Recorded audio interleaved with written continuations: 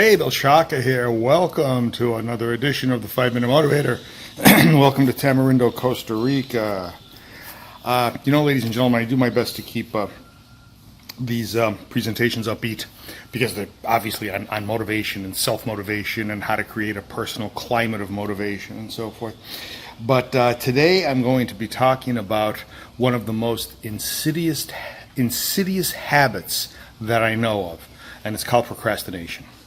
Now, when I was a younger lad, and I'm talking about late teens, early 20s, I was probably the poster child for procrastination. I would procrastinate for everything. As a matter of fact, if there was something that I was planning to do, I would procrastinate on the procrastination. It was terrible, and it was a habit that I had to get myself out of as I went for my MBA and eventually into the business world.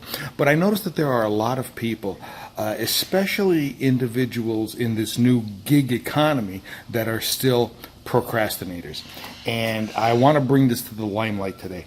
Now, one thing I will say is that procrastinators are probably, as a group, the most consistent people I've ever met. They are very, very consistent in terms of their behavior. They always don't do something, and it's a constant issue. But something that, and if you are a procrastinator, I know in my live sessions I'll normally see hands going up, or I'll see heads going down, or something to that effect as we talk about procrastination. And eventually individuals will give me this metanoia that, oh, I am a terrible procrastinator, I procrastinate on everything and so forth. This is very easily changeable. It's very easy to change procrastination habits into non-procrastination habits. It requires awareness, and it requires you to understand outcomes, to sit and think about, what do I want to accomplish? Ladies and gentlemen, look, it is very easy to plop our asses on the leather couch with a six-pack of beer in front of us and do nothing.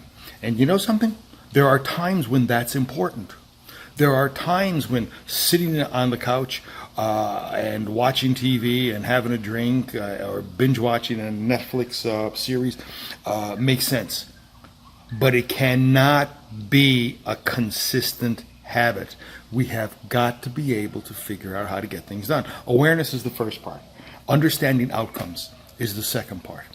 And then the third part is projecting a love, at least a likeness, of the process of getting from where you are to the end result.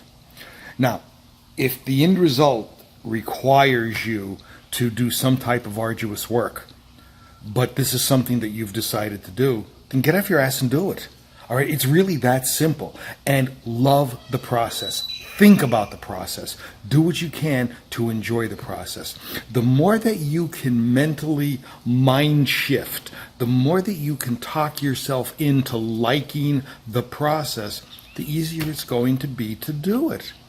How many times do we talk ourselves out of spending time at the gym, even though we know it's the most important thing that we can do? How many times do we talk ourselves out of a healthy meal because, oh, it's such a rough day, I just need those chicken wings, which by the way are very good.